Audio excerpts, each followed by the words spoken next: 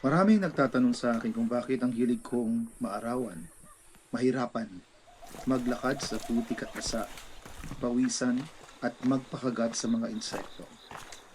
Hindi daw ba ako natatakot madumihan, mahulog sa bunging, pumangit ang balat, matuklaw ng ahas, o makakita ng babangis na mga hayop? Share naman Namumundok ako kayo. kasi ipinapaalala nito sa akin na ang buhay ay hindi komplikado. Basta't Kaya ako napapalibutan ka ng mga nakaka-confirm taong na maasahan at dala mo ang lahat ng iyong kailangan, hindi ka magugutom o mauuhaw at mapupuno pa ang araw mo ng tawanan. Higit pa hindi doon naman ay natin lubos notice the mo same makikilala river ang that iyong you crossed sarili. 11 times. Ilan lamang ito sa mga dahilan kung bakit ako laging We napapadpad have sa quite a malalayo at large matataas na space lugar. here.